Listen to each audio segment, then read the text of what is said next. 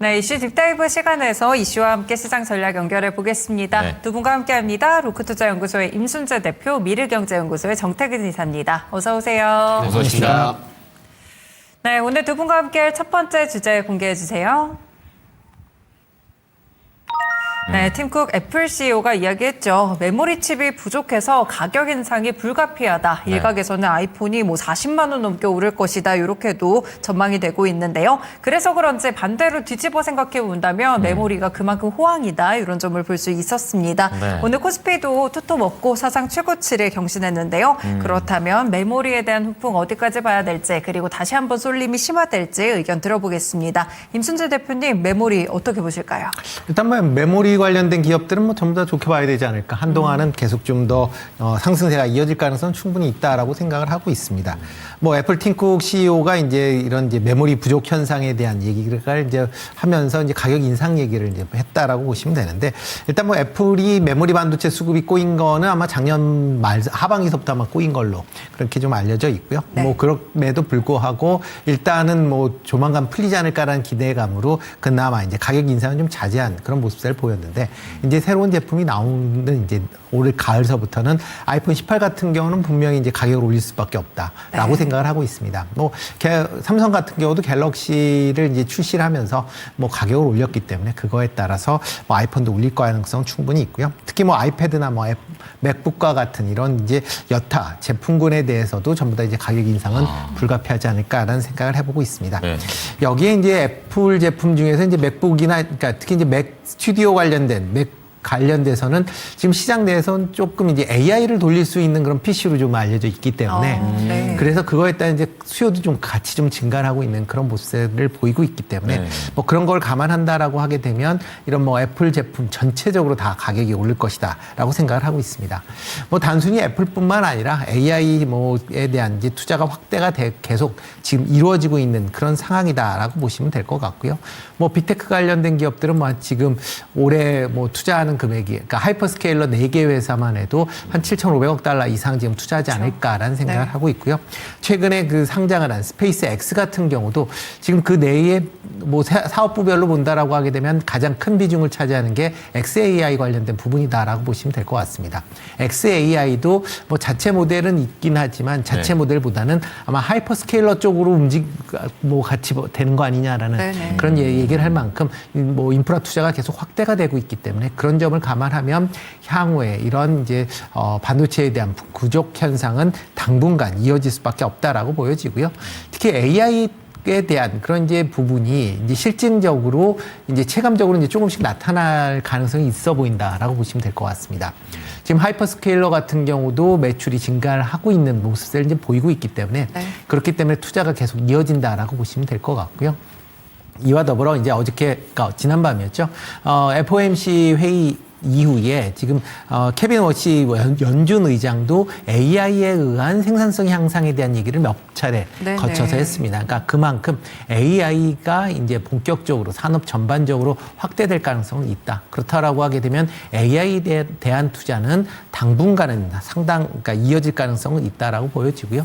그러면 뭐 국내 증시 같은 경우도 지금 뭐 투톱의 시총 비중이 이제 50% 정도를 차지하고 있기 때문에 투톱이 올라간다라고 하게 되면 지수는 같이 뭐 딸려 올라간다라고 보시면 될 것 같습니다.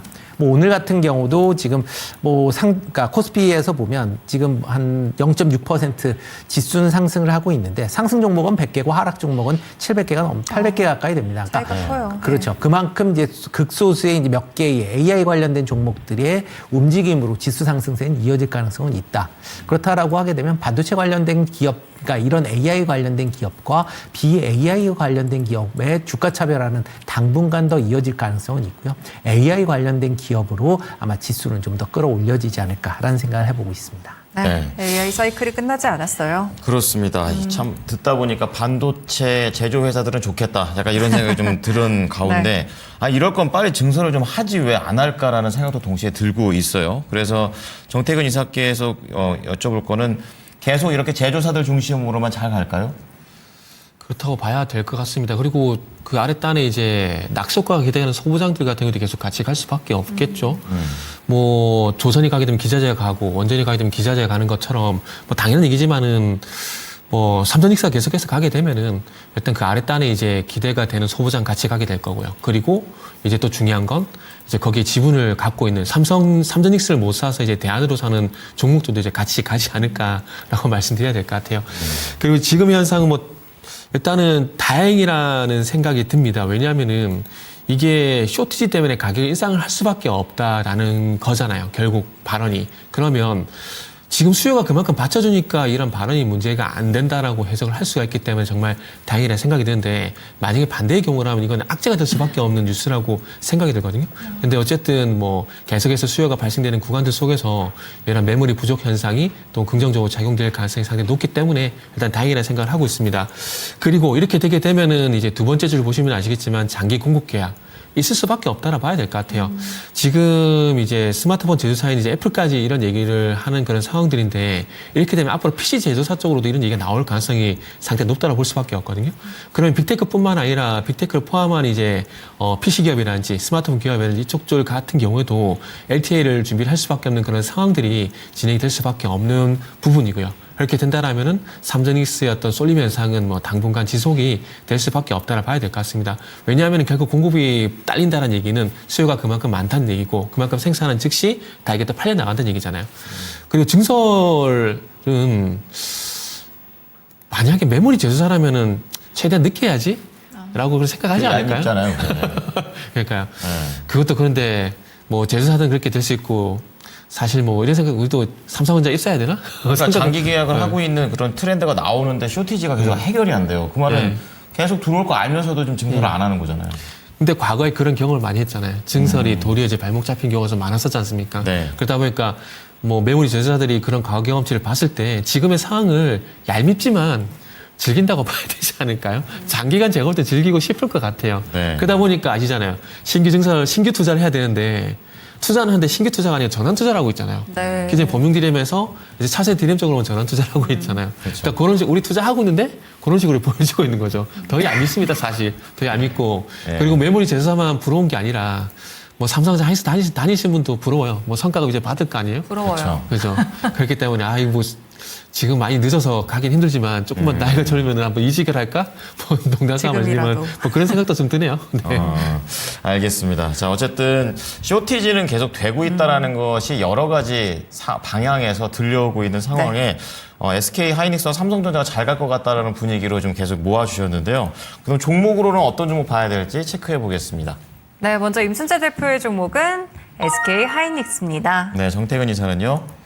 네, 지주사 SK 스퀘어입니다. 네, 두 분 다 뭐 삼성전자 쪽보다는 SK 쪽을 먼저 보셨는데 그러네요. 네. SK 하이닉스 일단 투자 포인트 짚어주세요, 대표님. 네, 뭐 SK 하이닉스 같은 경우 가장 큰 게 지금 뭐 미국의 ADR 상장 관련된 이슈가 뭐 가장 크게 좀 작용할 가능성이 있다라고 좀 생각을 하고 있습니다. 네. 지금 뭐 ADR 상장을 위한 그런 이제 작업이 진행되고 있고 뭐 관련된 작업이 뭐 순조롭게 진행된다라는 얘기들이 나오면서 어제 오늘 지금 주가가 좀 강한 그런 그쵸. 모습세가 좀 이어지고 있다라고 보시면 될 것 같고요. 네. 뭐 지금 추세로 본다라고 하게 되면 아마 그 3분기, 그러니까 뭐 3분기 7, 8, 9월 중에는 이제 좀 일단은 이제 거래가 되지 않을까라는 생각을 좀 해보고 있습니다.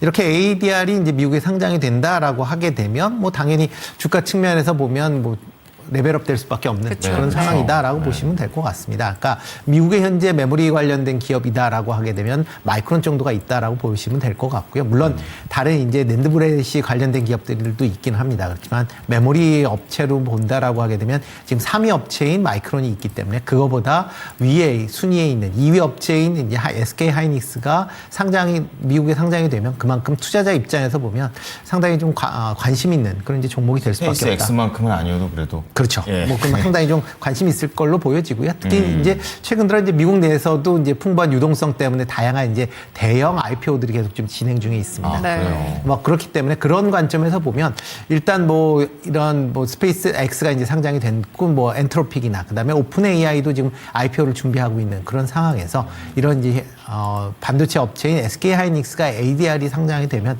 그만큼 이제 수혜 관련된 부분이 좀 더 부각이 될 가능성은 있다라고 보여지고요. 그럼 뭐 당연히 지금보다 한 단계 레벨업 충분히 가능하다라고 보여지고요. 네. 그리고 뭐 AI 투자 뭐 계속 지금 확대가 되고 있는 그런 상황이니까 그런 부분 보셔야 되지 않을까. 일단 뭐 지금 관련된 기업들이 투자를 지금 뭐 안 하는 건 아니고 계속 하는데 어차피 이게 뭐 투자를 한다라고 해서 공장을 하루아침에 뚝딱 지을 수 있는 상황은 그렇죠. 아니기 때문에요. 뭐 지금 투자를 한다라고 해도 최소한 이제 2, 3년 정도의 완성 때까지 시간이 걸리기 때문에 그동안은 계속 좀 부족할 수밖에 없는 상황이고요. 그리고 이제 현재 나오는 이제 메모리 중에서 한 그 절반 정도가 지금 이런 AI 서버용으로 지금 들어가고 있습니다. 뭐 HBM이나 아니면 뭐 서버용으로 지금 들어가고 있기 때문에 이게 새로운 그러니까 시장이 창출되었다라고 보시면 될 것 같고요. 네. 그러면 당연히 기존보다 이제 새로운 시장이 생겼는데 그게 엄청나게 지금 메모리를 빨아들인다라고 하게 되면 당연히 웬만큼 증설로는 이러한 수요를 다 충족할 수밖에 없다라고 네, 보시는 게 맞지 않을까 싶습니다. 그렇다라고 하게 되면 뭐 SK 하이닉스 같은 경우는 지금 공급 부족 얘기가 최태원 회장은 뭐 지금 반도체 공급 부족이 2030년도까지도 이어질 수 있다. 라고 지금 얘기를 하고 있는 상황이고요. 네. 그리고 삼성전자 노조 같은 경우 이제 노사 협상을 보면 2029년도까지도 뭐 피크는 이어질 것이다라고 지금 생각들을 하고 있기 때문에 그런 관점에서 보면 이런 뭐 SK 하이닉스 뭐 지금 뭐 사상 최고치를 경신하고 있는데 추가적으로 충분히 더 상승할 여력은 남아 있다라고 생각을 하고 있고요. 네. 뭐 1차적으로는 한 300만 원 정도 보셔도 뭐 충분하고요. 뭐 미국에 이제 ADR이 상장이 된다라고 하게 되면 그보다도 더 많이 올라갈 가능성은 있다라고 생각을 하고 있습니다. 그 상장이 되게 되면은 지금 ADR 상장 기대감이 좀 반영이 되는 네. 편이잖아요. 그거는 뉴스 소멸이나 이런 관점까지는 안 봐도 괜찮을까요? 일단 뭐 뉴스 소멸 관점으로는 볼 수는 있는데 문제는 이제 ADR이 본격적으로 거래가 되면서 거래 가격이 어떻게 되느냐가 이제 관심이겠죠. 삼성전자도 이길 수 있지 않을까요? 그렇게 되면요. 뭐 그러면 뭐 단기적으로는 그렇게 될 수도 있고 그럼 삼성전자도 또 ADR을 또 준비할 수도 있겠죠. 그렇군요. 알겠습니다. 네. 자, 반도체가 글로벌리하게 퍼져나가고 있습니다. 자, 정태근 이사께서는 SK 스퀘어입니다. 두 SK 하이닉스와 비교해 보니까 좀 저렴한 것도 있는 것 같기도 하고 그리고 SK 스퀘어이기 때문에 네. 또 지주사로서의 그런 매력이 더 크다라고 보시는 것 같아요. 그죠. 지금 하이닉스를 못 사면은 뭐 SK 스퀘어라도 지금 사야 될 판이라고 좀 말씀을 그것도 비싸요, 근데. 네. 근데 안 비싼 게 없어요. 지금 하이닉스도 260만 원이고요. 삼성전기도 지금 200만 원 넘었고요. 그러니까 다 삼성전자가 정말 초라해 보여요. 35만 원. 35원이 싼 게 아니거든요. 싼 건 아닌데 지금 100만 원 넘고 200만 원 넘는 종목들이 많이 나오다 보니까 삼성전자 도리어 싸 보이는데 이게 제가 볼 때는 결국 주식수 문제인 것 같아요. 이게 지금 SK 하이닉스, SK 스퀘어, 삼성전기를 보게 되면 삼성전자 대비해서 주식수가 되게 작거든요. 그렇죠. 제가 볼 땐 그런 부분도 작용이 되는데 이러다 보니까 제가 싫어하는 게 늘리고 쪼개는 거 그래서 싫어요. 이거는 제가 볼 때는 절대 호재가 되는 부분은 아니라고 보거든요. 비쌀 때는 다 비쌀 때 가치가 있는 거잖아요. 네. 에르메스가 가치가 있는 건 그만큼 비싸기 때문에 저는 가치가 있다고 희소성이 보거든요. 있는 거죠. 그러니까요. 네. 그러니까 그런 희소성을 삼성전자 하이닉스도 가져가야 되는데 저는 그래서 하이닉스가 다음번엔 절대 뭐 액면분할이라든지 무상제한 저는 안 했으면 좋겠습니다. 요즘 정부 취지도 근데 약간 막아놨잖아요. 그런 네, 부분에 그러니까 대해서. 정말 다행이라는 생각이 네. 들어요. 그래서 말도 안 되는 유상자 같은 거 있잖아요. 하나솔루션 같은 것들. 네. 그런 것들 진짜 왜 주머니 털어서 빚을 갚으려고 하는지 모르겠는데 제가 얘기가 또 세버렸는데 죄송합니다. 네. 어쨌든 어쨌든 이게 스퀘어 일하고 있는데 돌아가서. 지금 어쨌든 SK 하이닉스 아니면 SK 스퀘어를 살 수밖에 없는 그런 환경들이 만들어지고 있습니다. 그리고 화면 보시면 아시겠지만 SK 하이닉스의 지분 20%를 가지고 있는 그런 상황들이고 그러다 보니까 자산 가치가 올라가게 되고 그리고 20%를 가지고 있다는 그 연유 때문에 또 주주 환원의 어떤 직접적인 수혜가 되는 부분들도 있다 보시면 될 것 같아요. 그리고 이제 FOMC는 이제 넘어갔거든요. 넘어갔고 이제 다음 관문이 있다라고 생각이 드는데 다들 잘 아시겠지만 다음 주에 이제 마이크론 실적 발표가 있거든요. 네. 그 실적은 잘 나올 겁니다. 분명히 잘 나올 거예요. 근데 여기서 관전 포인트는 뭐냐면 이번 분기 실적은 잘 나올 건데 다음 분기에 대한 어떤 전망치가 시장 예상치에 부합을 하거나 아니면 그 이상이 되는지를 좀 봐야 될 것 같아요. 왜냐하면 소위 말하는 빅테크들 있잖아요. 그리고 이제 뭐 에이지 관련된 브로드컴도 마찬가지고 실적은 잘 나오고 있는데 다음 분기 전망치가 시장 눈높이에 맞추지 못하고 있는 그런 상황들이 연속이 되고 있거든요.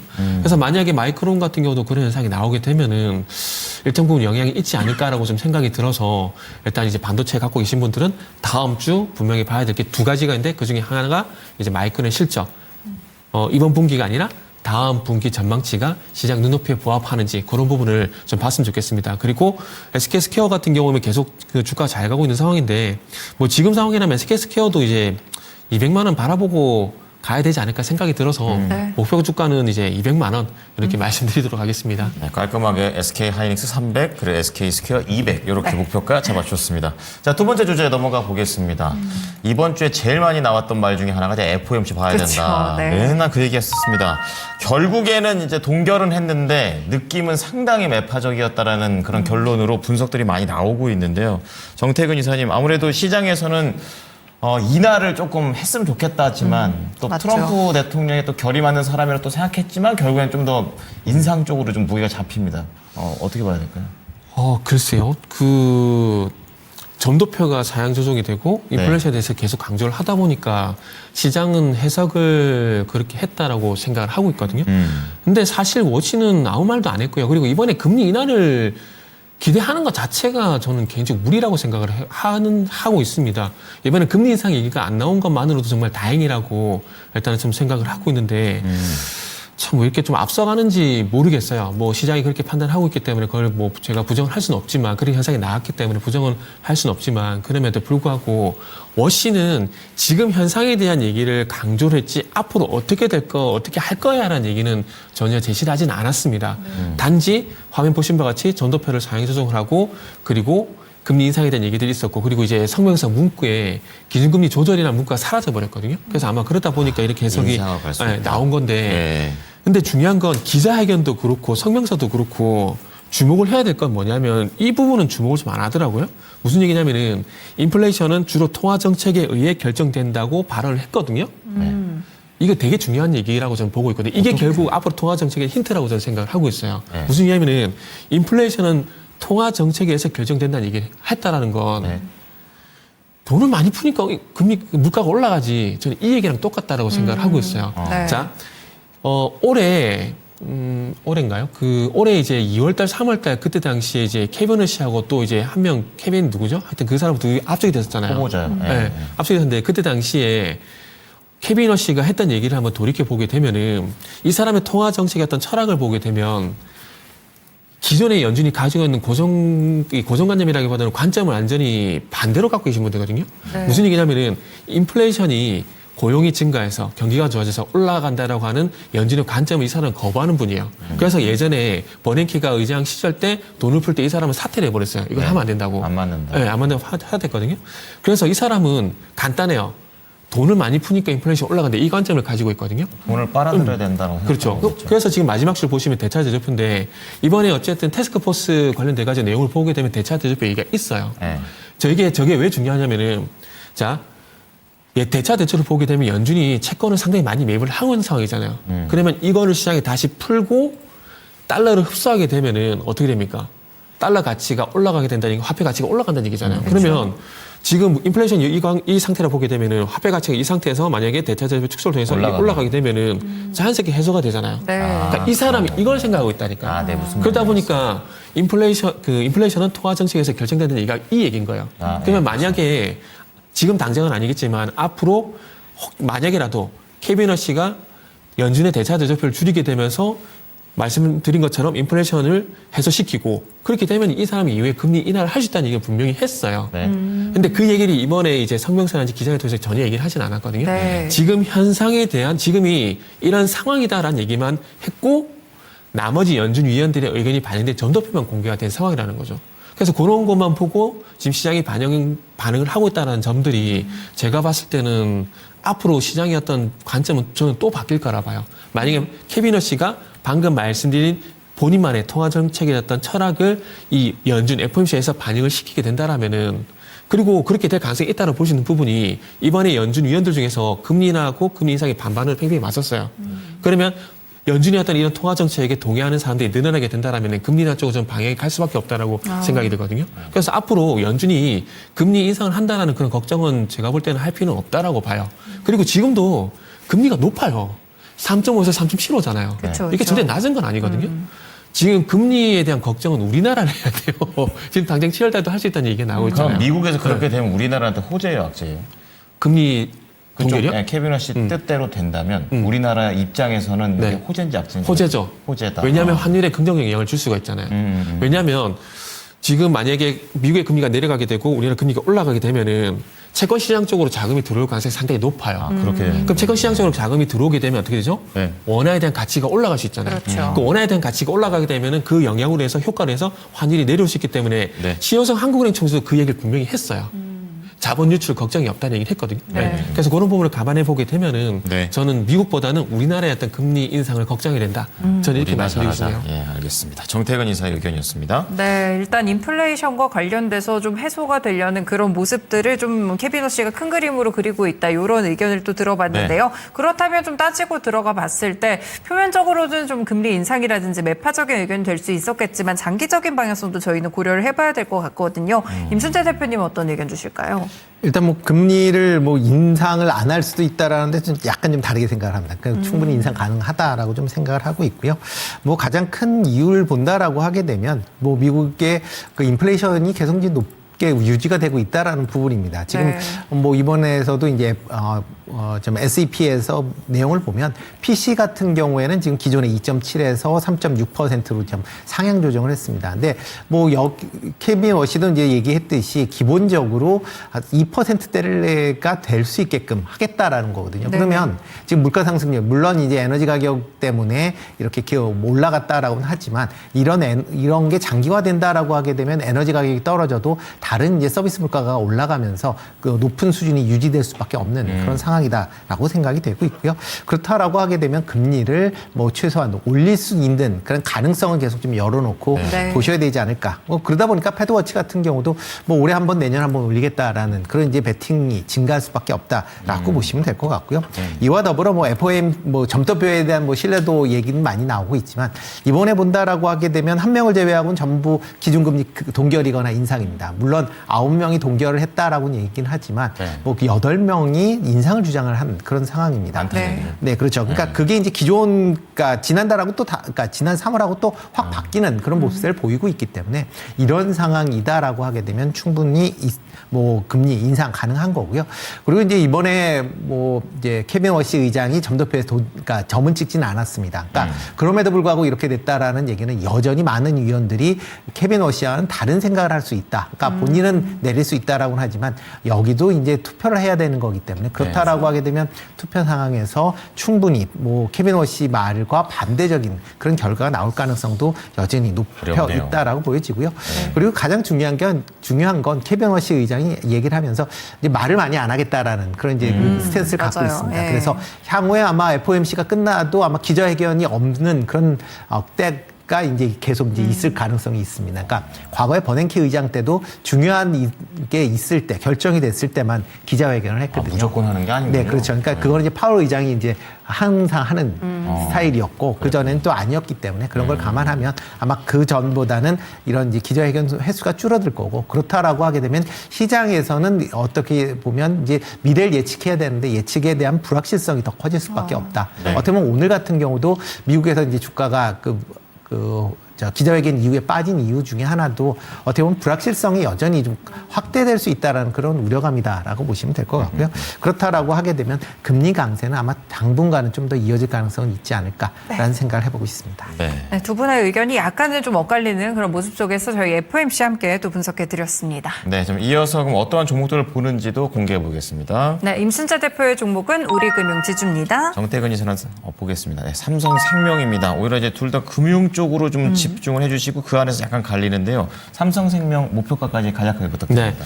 일단은 이제 제가 조금 전에 말씀드렸듯이 그 한국은행 금리 인상 가능성이 상당히 높으니까 그러다 보니까 이제 국내 금주를 좀 봐야 되는데 일단은 뭐 은행 지수는 뭐 당연히 봐야 될 것 같고요. 봐야 될 것 같고 삼성생명 같은 경우는 이제 첫 번째 주제에서 다뤘던 삼성전자 지분도 8.4% 정도 가지고 그것도 있거든요. 있군요. 그렇기 때문에 네네. 이제 반도체 효과를 볼 수 있다 보고 있고요. 그리고 보험자산 잘 아시겠지만 그리고 특히나 생보사 같은 경우는 종신보험 같은 장기 상품이 상당히 많거든요. 그렇기 때문에 이 장기 상품을 운용자산이 뭐 채권 쪽으로 많이 운용이 되고 있는데 이게 채권적으로 운용을 하게 되면 이제 장기 복리 효과가 좀 발생이 되거든요. 그로 인해 가지고 운용자산의 어떤 이 수익성 증가 이런 부분이 좀 이루어질 수 있기 때문에 그런 관점에서 봤을 때 뭐 보험주도 좀 수혜가 된다고 생각을 하고 있습니다. 그리고 이제 전고점 이제 막 다가선 그런 상황인데 지금 50만 원 돌파는 좀 가능하지 않을까 생각이 들어서 목표가는 일단 60만 원 정도 한번 제시해 보도록 하겠습니다. 네, 삼성생명 60만 원 제시하셨습니다. 네, 다음으로 우리금융지주인데요. 대표님도 의견과 가격 전략까지 간략하게 부탁드립니다. 네, 뭐 미국에서 이제 금리를 올린다라고 하게 되면 국내는 또 그와 덧붙여서 이제 국내에서도 금리가 올라갈 것이다라고 보시면 될 것 같고요. 금리가 올라간다라고 하게 되면 예대 마진이 증가하기 때문에 금융 관련된 종목들은 기본적으로 수익성이 개선될 가능성은 충분히 있다라고 보여집니다.